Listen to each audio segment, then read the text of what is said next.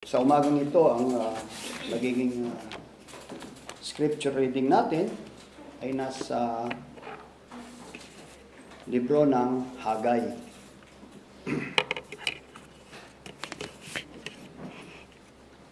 So sa mga nakaraang nabasa natin ng mga minor prophets, puro siya before ng exile ng Southern Kingdom. Ito naman sa book ng Hagay, ito ay patungkol sa after ng pag-exile nila. Nung pinabalik na sila ni King Cyrus, nung magkaroon ng edict, si King Cyrus na ang mga kinuwang captives ng kaharian ng Babylon ay pinababalik niya ni King Cyrus sa kanilang mga bansa. Itong time na ito na sinulat ni Hagay, ang book na ito yung panahon ni King Darius. O sa iba, ang bigkas sila, Darius. Hindi ko lang alam kung anong English yun, kung British English, American English, yung Darius. Pero sa atin, mga Pinoy, Darius lang ang mating bigkas doon. Kahit anong bigkas natin, siguro tanggap na rin yung kung Darius o Darius. Kung titignan natin sa history na magbigay ng edict si King Cyrus, napakatagal na panahon na. Kasi pinalitan niya siya ni Cambyses, tapos pinalitan pa si Cambyses ni Gaumata bago napaupo si Darius I. Ganong katagal bago dumating sa punto na ito si Hagay ay ginamit ng Panginoon para encourage at hindi lang i-encourage, para pagsabihan at i-rebuke ang mga Jew na lumabas na ng Babylon. Kasama sa mga lumabas na ito, yung si Zerubbabel na siyang naging governor ng Southern King o ng Jerusalem. Alam natin si Zerubbabel kasama dun sa line ni David at siya yung ginamit ng Panginoon para ma-restore ulit. Siya yung governor nung ni-restore ulit yung temple. Makikita natin sa chapter 1 pa lang ng book ng Hagay, yung ano ba ang sinasabi ng Diyos dito sa mga Jew na bumalik sa Jerusalem. Sabi ng Panginoon sa kanila, ano ba naman kayo? Parang ganun Inuuna ninyo yung inyong mga bahay.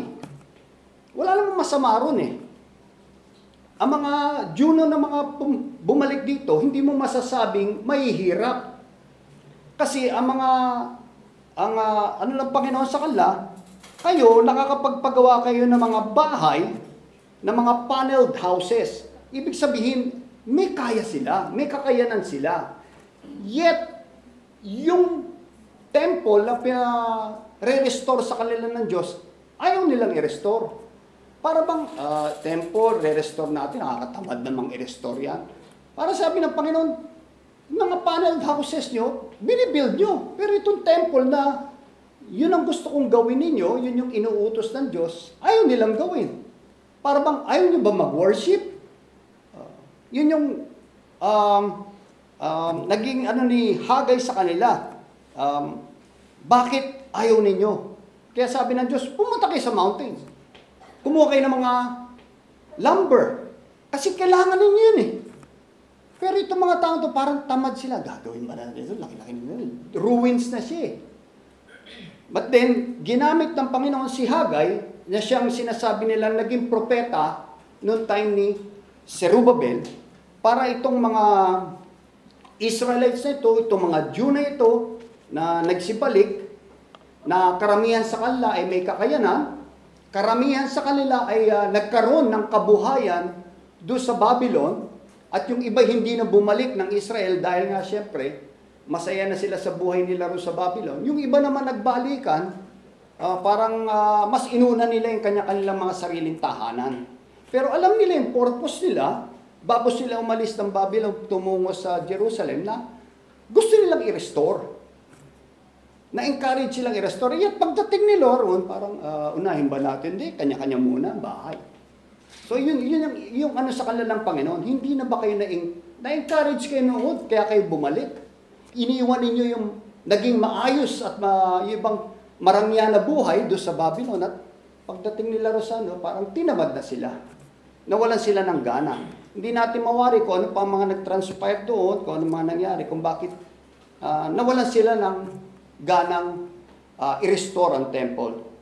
Pero alam natin, si Haggai, ginamit siya ni Panginoon kasi maging si Ezra ay binanggit din niya sa chapter 5, sa book ng Ezra, chapter 5. Dito natin makikita kung paano na ginamit ng Diyos maging si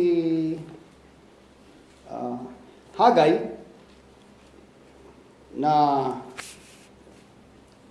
verse 1, Then the prophet Haggai and Zechariah the son of Iddo, isa rin si Zechariah na isang propeta, prophets prophesied to the Jews who were in Judah and Jerusalem in the name of the God of Israel who was over them. At saka sa 6:14, sinabi rin dito, chapter 6, verse 14. Then, so the elders of the Jews built, and they prospered through the prophesying of Haggai, the prophet, and Zechariah, the son of Iddo. And they built and finished it according to the commandment of the Lord, of the God of Israel, and according to the command of Cyrus, Darius, Artaxerxes, king of Persia. So makikita natin na ang paggamit ng Panginoon kay Haggai ay lubhang ganda dahil na-encourage niya yung mga Israelites. Na-encourage niya itong mga na i-build yung temple o yung tinatawag na second temple ng time na yun.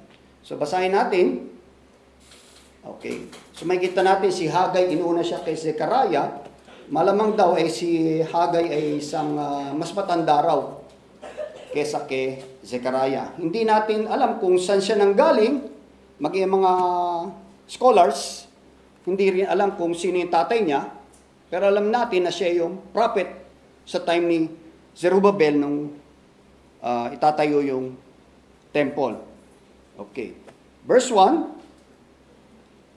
In the second year of King Darius, in the 6th month, on the first day of the month, the word of the Lord came by Haggai the prophet to Zerubbabel, the son of Shealtiel, governor of Judah, and to Joshua, the son of Jehozadak, the high priest, saying, Thus speaks the Lord of hosts, saying, This people says, the time has not come, the time that the Lord's house should be built. Then the word of the Lord came by Haggai the prophet, saying, Is it time for you yourselves to dwell in your paneled houses, and this temple to lie in ruins? Now therefore, thus says the Lord of hosts, consider your ways. Ye have sown much, and bring in little. You eat, but do not have enough. You drink, but you are not filled with drink. You clothe yourselves, but no one is warm. And he who earns wages to put into a bag with holes. Thus says the Lord of hosts, consider your ways. Go up to the mountains and bring wood and build the temple, that I may take pleasure in it and be glorified, says the Lord. You look for much, but it came to little. And when you brought it home, I blew it away. Why? Says the Lord of hosts, because of my house that is in ruins, while every one of you runs to his own house. Therefore the heavens above you withhold the dew, and the earth withholds its fruit. For I called for a drought on the land and the mountains, on the grain and the new wine and the oil, on whatever the ground brings forth, on men and livestock, and on all the labor of your hands. Then Zerubbabel the son of Shealtiel And Joshua the son of Jehozadak, the priest, the high priest, with all the remnant of the people, obeyed the voice of the Lord their God, and the words of Haggai the prophet, as the Lord their God had sent him. And the people feared the presence of the Lord. Then Haggai, the Lord's messenger, spoke to the Lord's message to the people, saying, I am with you, says the Lord. So the Lord stirred up the spirit of Zerubbabel, the son of Shealtiel, governor of Judah, and the spirit of Joshua, the son of Jehozadak, the high priest, and the spirit of all the remnant of the people, and they came and worked on the house of the Lord of hosts, their God, on the 24th day of the 6th month, in the 2nd year of King Darius. Naway pagpalain ng Panginoon, pagkakabasa ng kanyang salita.